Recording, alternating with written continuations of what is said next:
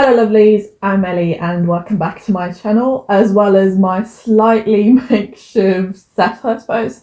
I spent Christmas with my I spent Christmas with my parents and I had to leave my flat and set up a more or less presentable set within 5 minutes. I hope this works. Also, welcome to my axolotl here. Whatever. Anyway, Christmas is now officially over. The spin-off is also over, and that means you'll now finally, because let's be honest, everyone's been waiting for that, you'll finally get my rambling review of The War Between the Land and the Sea. I'll say this once, and it's happening now. This video absolutely contains spoilers. It's also absolutely biased. So if you don't want that, especially if you don't want spoilers, go now.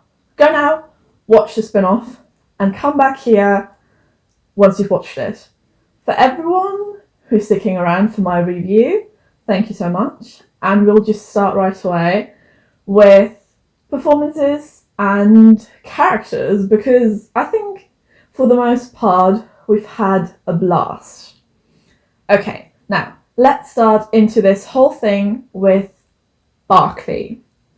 So when I first found out about Barclay, I was worried, especially when more about his character was revealed, that he was this everyman hero.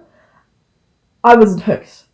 I'm not a fan of male protagonists and not of the everyman turned hero trope, so I was immediately a bit let down. I was like, I'm not sure if I can like him. I hadn't really seen a lot with Russell Tovey before, except for Years and Years. He was great in that, but other than that, not a lot.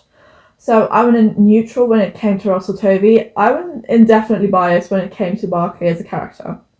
However, the way he was set up and first introduced as this dad, as this just random guy who just struggles with life, who's then scared out of his shit and absolutely out of his depth and doesn't really know what to do and what he's sort of been caught up in, I started to feel engaged.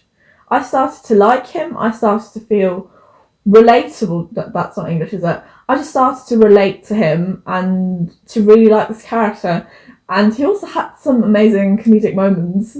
Like, I keep repeating it, the moment with Cade in the unit truck. I love it. It's grand. Or his tiny interactions with his ex-wife. I love it. It's good. It's great. I'm here for it. That had me.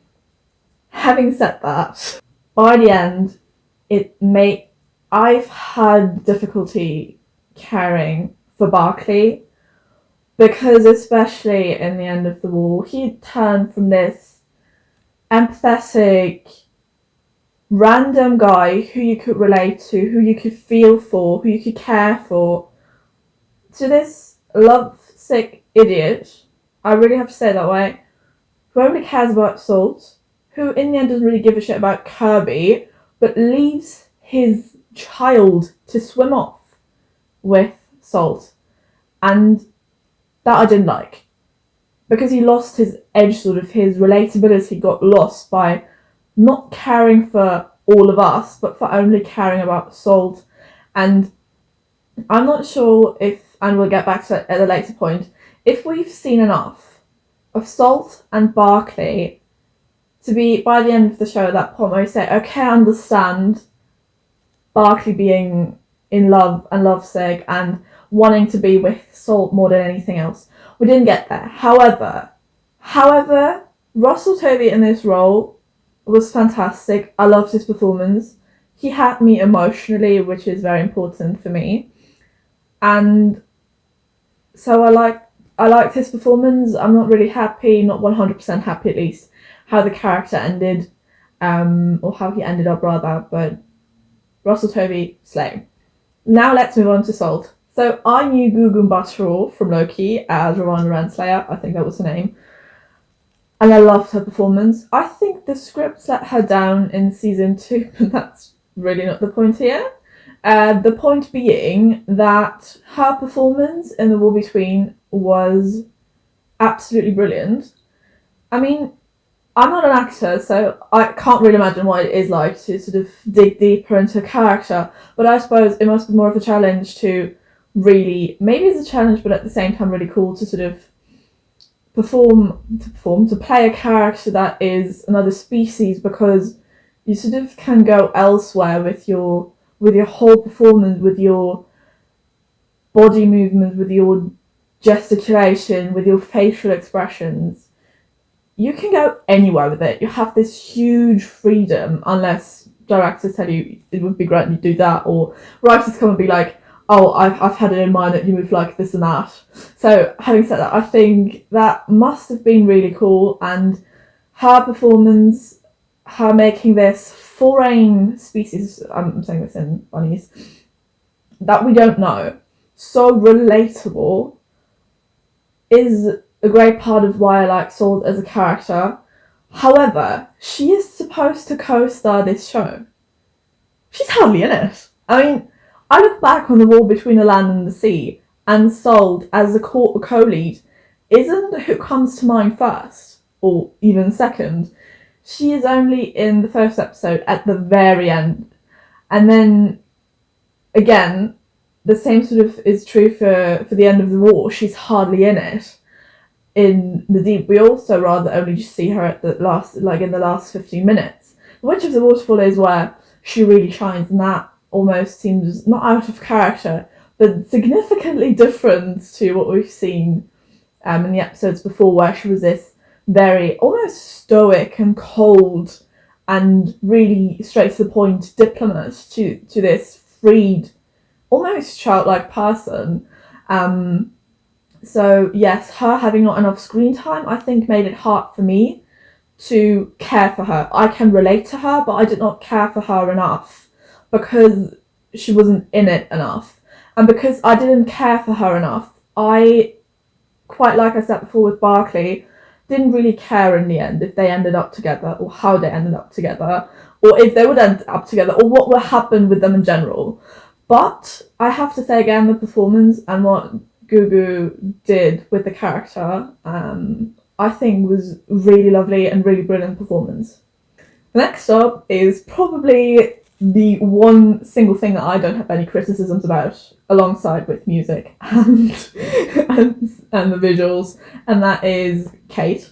So Kate has probably been one of my favourite Doctor Who characters since, I would say, roughly 2023. No, 2022, not 2023, 2022. That's when I got back into Doctor Who, and she's up there with my favourite, like, along with my favourite characters. Jesus, this is not English. And she's one of my favourite characters alongside Sarah Jane, River Song, Bill, Liz. I love Tegan. I love Donna. So you see where this is going. And often when I was asked who was my favourite character, and I would also list Kate, people would go like, how can you say Kate? She's hardly had any screen time or any substantial characterization so that you can justify having her as a favourite character. And I suppose back in the day, I liked Kate as a favourite character, not for what she was, but for the potential the character had. And it just never lived up to that potential. And I think the spin-off and the character arc that she had really lived up to the potential that I saw in her character. Yeah, because I feel like before she was always this character, she was just there, and then in the end she got lectured by the Doctor. And I always felt like if you give her more emotionally challenging material to work with, like to work with the actor, but also emotional material for the character, it would really sort of elevate her character to make it like a really good character. And this is exactly what happened. We saw we saw a definitely more morally ambiguous Kate, a darker Kate, one that isn't sort of scared to make tough decisions when she has to. And I'm very much looking forward to seeing more of that side of the character in the future. So please bring her back in the next Christmas special, or if there is any confirmation in season 3, just get her in there, because if you set up this character like that now, if you set up Kate as this possibly anti-hero character, and then there is a switch in showrunner, and it's just not mentioned again ever, I'm going to be very angry. But for now, for all the critics out there, watch this show and tell me again that Kate isn't a good character. And by the way, we don't even have to talk about Gemma Redgrave's performance because that was just spot on.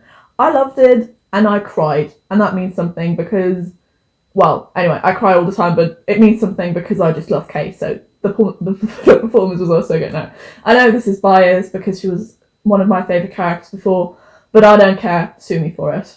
Right now we come to some honourable mentions, well, character-wise, and I want to start right away with Shirley. So, I love Shirley, and... I love Shirley, and I think she was massively underused in this, and I understand that they had to introduce some more characters to make, like, Unit this... one more, I think, just run the thing. But I hated it that it was at the expense of Shirley because I love her. I love Ruth Madley's performance. And the spin-off was the chance to give not just Kate, but also Shirley, and we'll get to him in a second, Colin and Ibrahim, like, more characterization to flesh them out properly. And for both Shirley and Colin and Ibrahim, I can't pronounce, he's just Sandman for now, so I have to do this. Like, more characterization, flesh them out properly, didn't do it. Shame. I would have loved to see more of Shirley, and I didn't, but what we've got, I really loved. Okay, moving on to Sandman. I have to call him that now because his name is just a tongue cracker for me. I can't pronounce it. Sandman he is. Good. So, we all know, him and me, we aren't the best friends because, I don't know, he was always just there. He didn't really do anything, he didn't really say anything, he was just standing in the background, looking and sometimes holding a gun. And that was fine. However, now you have a spin-off, and similar to Shirley, you would think, oh, he's been established in a main show, you would also give him more to do. To be fair, he had more text this time. Yeah. But there was no characterization whatsoever, and if his role would have been similar to Shirley's, I probably wouldn't mind that much, and I would probably be like, okay, same as always, fine. However, if you pair him up with Kate and start this romantic relationship, and only one character gets developed, what are you doing? I can't care for a character if I don't know the character. That's it. Precisely. Next honourable mention is, it goes to Kirby. I love them. First of all, of course, it's great to have queer representation in there. Give me all queer representation there is. But also, what I loved about Kirby was that they were a kid that wasn't annoying, while at the same time being opinionated. They were treated as a child and the age that they were. They weren't sort of downplayed as immature or naive. No, Kirby sometimes felt like the most mature character in the room. To be fair, well, not always, but there was definitely situations where I was like, Kirby, the voice of reason. But also the moment, I think it was episode 2, when Barkley sort of came in and Kirby was like, but that is famous! I was like, oh, you're so relatable, honestly. But as I said, not in a naive way or anything, so props to that. Of the new characters that were introduced, I really loved Captain Louise Mackey. I don't know why, maybe because she's quite, or was quite similar to Shirley and had a bit of a no-nonsense approach. She was also Scottish. Don't even get me started on that. I loved her. I was really sad that she was killed off, and when I didn't see her in the cast list for episode 4 and I assumed she would be killed off, I was like, no, not Louise. But I would have loved to see more of her. I really liked her. And who I also liked, the baddies, was the French general, General Dusoulier. I don't really know why. I just think she slays. Do I have a reason? No? Do I need it? One? I don't think I do. It's my review, so I loved her. Would have loved to see more of her and her scheming. Yeah. Yeah, now we're really moving on to the writing. And I have to say a bit about the writing, to be honest. Because, oh god, I don't even really know where to start with this. I've said this before in one of my mini reviews. I felt there was a disconnect between the episodes that Russell T Davies had written and the ones that were written by Pete McTighe.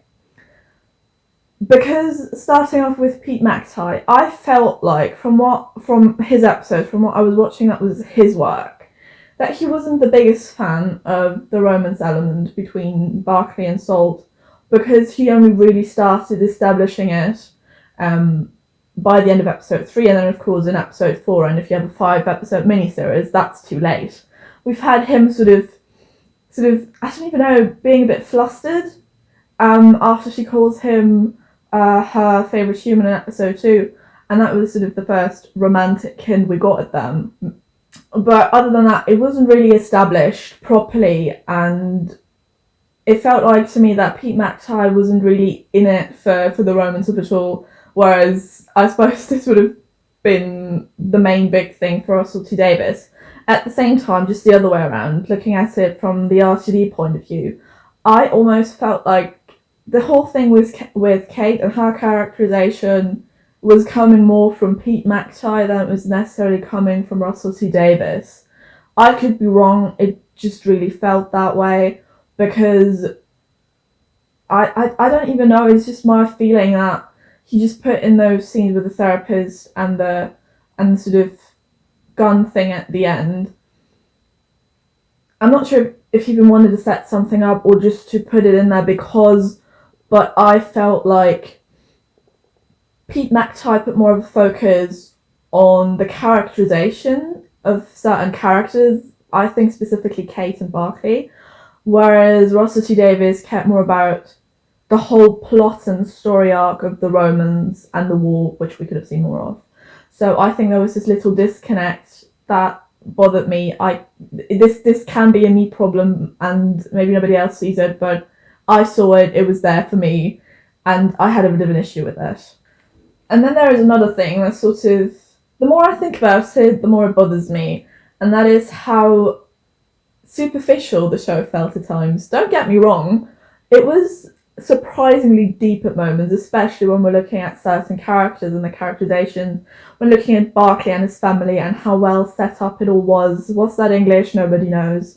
But then you have plot threats like the assassination attempt on Kate and the severance virus and the politicians and this business mate scheming about, and that just sometimes felt undercooked and very superficial. I did not like it. I would have loved the plot more if it had been more developed, more explored more. I don't know. English is really not my strength today. It's a weird time to be filming this video, but I don't really care. And of course, one thing that kind of also bothered me was the fact that you have your established unit group, and as I said before, it's understandable that you want to bring in more people, but you bring them in, you don't really develop them, you just bring them in, you introduce them, you give them next to no substance, only to kill them off within 3 episodes. It was more for shock value than to really make us care, because how can we care if we have next to no connection with these characters? It just makes it almost impossible. If you don't set them up properly, we can't care for them properly. And in my head right now is something my friend said after we've watched what we were watching, I think the Witch of the Waterfall, when, I don't know, was it Shirley who was packing? No, it was the other unit member that was packing away Louisa's stuff, and someone said, well, she was sketching a lot, or she loved that. And I just remember my friend saying, oh, this is sort of retroactively characterizing a character. And I was like, yeah, you have a point there. They weren't really well set up. And we'll get to that in a moment. But there were also relationships that weren't set up properly. We were meant to care for them. We were told to care for them, but we weren't shown that we should care for them. And that was a problem when it came to the Romans. Yes, because we've had two big Roman stories, and I'm saying big, like the real big one was Barclay and Salt, but we've also had Kate and My Best Bro Sandman, and I'm gonna just quickly talk about them first. So they were first introduced, sort of set up in Empire of Death, and they were then continue to be hinted at throughout season 2 of Doctor Who, and you would expect, or rather I was expecting for them to be further developed in the spin-off, because both actors were confirmed to appear in the spin-off. So it's like, okay, this is apparently going somewhere. I have to say, I'm not sure it was my headcanon at that point, or if I just expected it to happen. For me, it was kind of obvious that they would kill off Sandman, because I don't know, I just had a feeling, and I thought they would either kill him off the way that they did, with him literally taking a shot for her. I had this visual image in my head how that would happen, and the other option would have been her sending him into battle to prove a point, or rather to prove the point that she's not morally, I'm looking for the word, compromised. Thank you. That she's not morally compromised in any way whatsoever because they have this relationship. He died. I was right. I just wanted to mention that. That's not the point. The point is, it's the same thing. They weren't set up well enough to sort of make me care for them, and that is like not my only issue. So it starts like let's just skip over the age gap, because I could talk like, no, I'm just not going to open that can of worms right now. My main problem here is the power dynamic, which I don't really approve of. I'm not saying I hate them. I'm not. I just say I could have liked them better if they were set up better, which they weren't. Then we have this absolute weird scene in episode 2. What was that? To me, the way it was shot, the way it was acted, the way the music, like the music that was there throughout the scene, sort of, it made it feel, when I was watching, I was like, oh my god, this could, if you put really creepy music on this could feel like a low level version of SA. And that sort of had me all go, oh god, can we stop this? It was very, very uncomfortable and weird and awkward, and let's just say it didn't help to make people feel or care for them as a couple.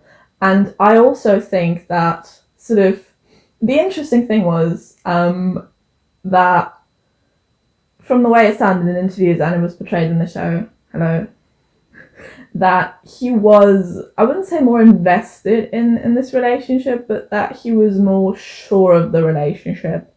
And then when he died, and you have this sort of in the back of your head that maybe he was more sure of their relationship, and he died, that made it work for me, because you have her who's like, yeah, I kind of like the man, but this can't really go anywhere. And then he dies for her, and then that hits hard. I think with having this in my head when watching it makes his death work for me, and of course then makes Kate's further arc and characterization work even better.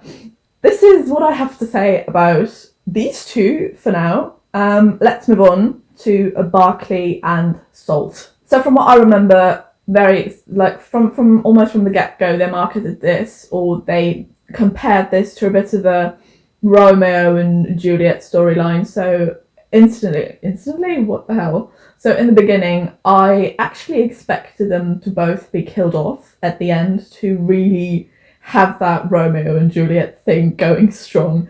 They didn't do that. I also think that, I mean, I went into this because with all the marketing, I went into this fully expecting them to get romantic at one point or another. So it didn't bother me that much, or it didn't surprise me that much. I'm not sure if anyone was really surprised by them sort of kissing or hooking up at one point. I've mentioned it briefly before, but this relationship also doesn't really work for me because the setup is missing. There is no real foundation as to why I should believe them that they really care for each other. I've heard it before, there is a war out there, they're on the run, and that connects people, and I get that. But again, we are rather told and we are shown that they care for each other.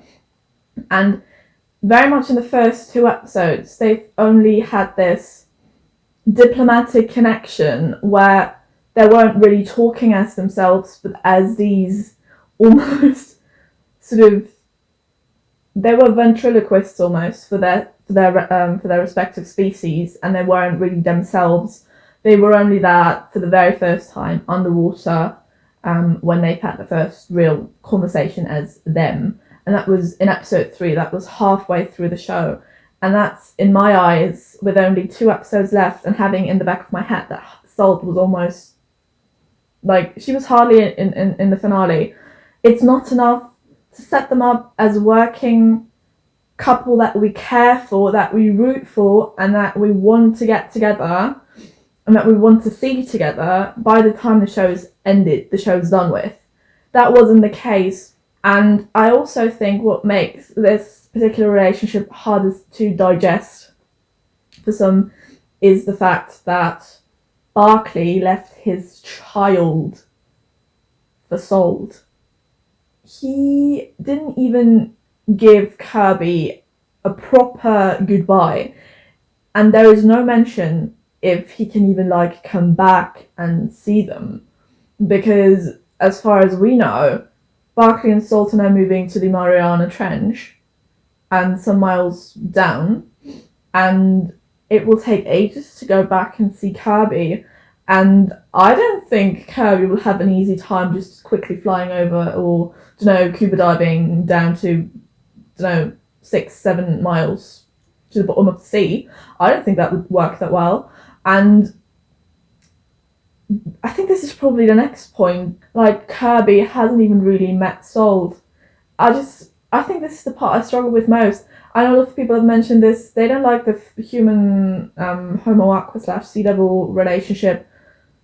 It's Doctor Who. Like, what do you expect? What do you expect? Honestly, even if we look at the Doctor and say Rose, it's also 2 different species. The age gap is massive, for example. It's just not weird in our heads because they both look humanoid, or Time Lords look more humanoid to us, or more like exactly like humans than these like Homo amphibians, Homo Aqua Sea Devils do. So just stop complaining about that. It's not even a point. Literally, it's Doctor Who. But the point should be, it's not developed well enough. It's told to us, and it's not shown to us. And therein lies the problem, and therein lies why, in my eyes, this thing doesn't really work. That is all I have to say on the subject. I have to say, though, that I watched the last scene, or the last sequence, and I did not mind them swimming off together. And I think this is really down to the music, because basically Heroes sort of tells the story of actually both couples in this show, of Barclay and Salt, but also of Kate and Colonel Ibrahim. Just listen to the lyrics, you'll see. And of course the orchestral version is just, it's beautiful. I really love it. More about this later also. So I think this is why they sold me the last scenes, because they showed me that I can care about them, and this last sequence really sold it for me, and this is why I probably don't really hate it, because the last sequence sort of rescued a lot to me. And I might be completely contradictory right now, because I just said there was no goodbye with Kirby and Barbara. Yes, it was in the sequence, but the music was grand, so the music, it's basically the magic of music that made me like this, and here we are. Sue me again. But on a more positive note, let's now talk about sound and vision. See what I did there? See what I hope I did? Good, great. Well done. Huh?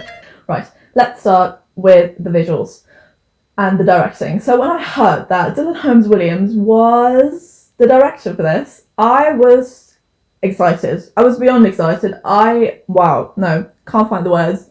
I loved what he did on Doctor Who before with 73 Yards and Dot and Bubble. That I was really just excited to see his work on the spin-off. And I think visually speaking, this spin-off is, I think, visually one of the best, if not the best thing that the Whoniverse has sort of produced so far.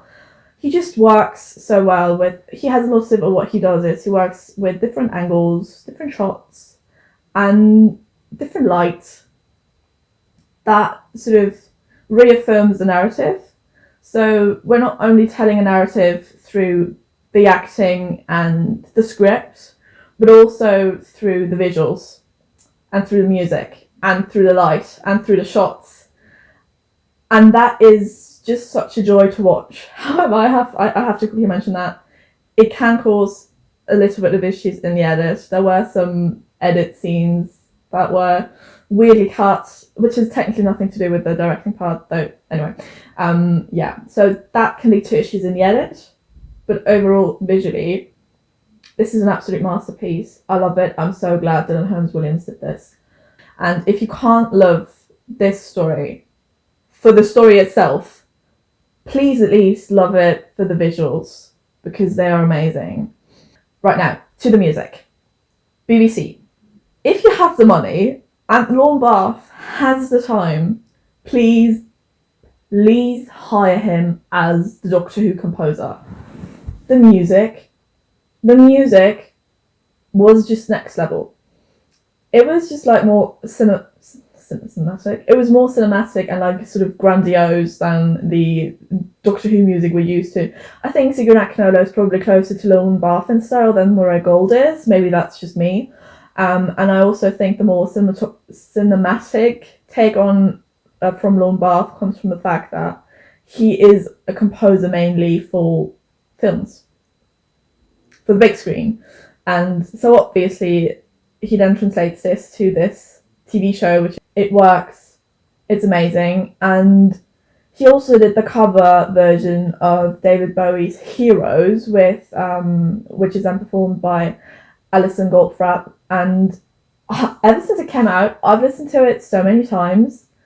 I have to say at first I was a bit let down and underwhelmed, and then I listened to it again, and I just think it's beautiful. Again, I think this song basically saved the last scene for me, or basically the last episode, because upon first watch, I wasn't the biggest fan of The End of the War, which probably had to do with me having massive tech and Wi-Fi issues.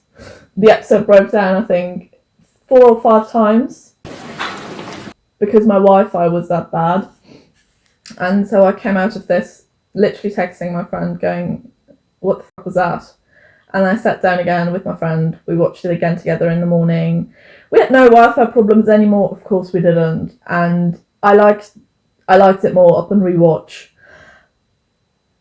But literally this music, this song in the last scene, I've already made 2 edits with Heroes. You'll get to see them at one point. It's really, I don't really have the words for it. It's so emotional. It really touches me emotionally. And that's just great if a song can do that. And yeah, you have me. We could be heroes. Now, before I wrap this up, I just quickly want to mention that it's always easier to find negative things about anything. It's just easier and sometimes even more fun to, like, I don't know, complain about things. And it's kind of sad, but that's just how it is. But I really want to stress that I absolutely loved this show. I enjoyed watching this show, and I'm just happy that this show even exists. I was hoping for a unit spin-off even before it was announced. When it was announced, I was so excited and was patiently waiting for it to start shooting and to come out. And despite all the things, like the negative things that I've said and the things that I personally would have liked to be executed differently, that I would have liked to be written differently, they're literally just me nitpicking about details. Overall, I loved the war between the land and the sea, and it sort of exceeded or met all the expectations that I had for the characters that I already knew, and most of the time it exceeded or also met my expectations for the characters that I only got to know within the show. I also think a part of the reason why I gloss over the sometimes wonky plot so much is that for me, character development and a character arc, if it's well done, is more important than like a good plot. It sounds so bad, but I'm more of a character lover than a plot lover, and for me this spin-off was of course a highlight because I love the character of Kate so much, and that was all done well, so I can't really complain about it. But I understand that if you are someone who prefers a good plot over good characterization, or Kate is not your favourite character, one of your favourite characters, and instead you are invested in Barclay and then that has let you down. Honestly, I completely understand why this show just, wasn't for you.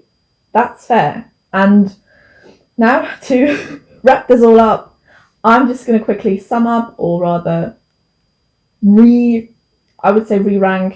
my rankings and ratings from my mini reviews. Not a lot has changed, but some things have slightly changed ever since I made the mini reviews. I've rewatched some episodes. I have other opinions about episodes now, so I'm going to give you now my updated, like X out of 10 rating, and then I'm going to give you my entertainment ranking because that looks slightly different. Right, at the very bottom of this list is the end of the wall with a 7 out of 10. As I said, up on first watch, I did not like it. I understand why people are let down by it or feel underwhelmed. I gave it a solid. It's still not bad. It's 7 out of 10. I'm making this sound like it's the worst episode ever on TV. No, it's fine. It's fine. It's there. And personally, I know as a finale, it's disappointing. It's sort of plot-wise disappointing. This is why this is now a 7 out of 10. Then next we have Homo Aqua with an 8 out of 10. It was the first episode. It was fine. It was a good introduction. It was solid. Pacing was grand. It was set up. It was exposition. It did a job well. Fair. Then we have next with another 8 out of 10. The Witch of the Waterfall. Exactly. This is slightly higher, or it's higher than Homo Aqua, because I just enjoyed watching it more. They both got an 8 out of 10 ranking, because quality-wise I felt like they were quite similar, but while watching it, I just enjoyed The Witch of the Waterfall more, and I sort of had more fun with it because we were still dealing with the repercussions of the bomb and the assassination attempt of episode 3. We saw sort of Cade in the aftermath and dealing with sort of loss. We had Barclay doing the same, and then On the Run was sold. And as much as I'm not a fan of that warehouse scene and the sold joke, whatever that was, I had a better time watching The Witch of the Waterfall than Homo Aqua. And there you go. Then on spot 2 on the X out of 10 ranking is Plastic Apocalypse with a 9 out of 10. I really loved this episode, and it was episode 2, so broadcast second, and this episode really, really got me hooked for what was to come in, well, the further on of the spin-off, and that made me really want to watch the next 2 episodes. I was so hyped for it. It did its job perfectly, and sort of continuing on from episode 1, setting up the characters some more, giving them a bit of room to breathe. I said in my mini review that I had a bit of a pacing issue here with the scenes in Empress Hall, but whatever. It was good. Why did I sound Australian just right now? And the top spot, undoubtedly, of course, goes to the deep. I've revised this. I've given it a 9.5 out of 10 in my mini review. I've upgraded it. I gave it a 10 out of 10 right now. It was tense. It was suspenseful. It had emotional drama. It was tragic. It had a bit of like political drama. It had everything I wanted. This is for me. This is the perfect spin-off episode. I could probably nitpick about one thing or the other, but why? Why? I loved it. And now my entertainment ranking, because I've had 2 episodes with the same 8 out of 10, and so this is where the entertainment ranking sort of swept over and made me decide here. Now, oh, sorry, love. The entertainment ranking is really how much I actually enjoyed watching the episode, regardless of script issues or pacing issues or edit issues or whatever other creative issues there might have been. So right now, on the bottom of my entertainment, still, it was hard to do the ranking. On the bottom of the list is Homo Aqua. As I said, fine episode, grand exposition. For me, the other episodes just were better. Then it's followed by the Plastic Apocalypse. For the same reason, it was good, but the episodes that came after were, for me, just were better, and I just had more fun watching them than I had watching these two. And then we have, that possibly comes as a surprise, it's The End of the War. Was the plot wonky? Yes. Did I mind that? No, I did not. I enjoyed it. Especially upon the second rewatch. I was here for it. Second on my ranking is then, on my enjoyment ranking, or entertainment ranking, is then The Witch of the Waterfall.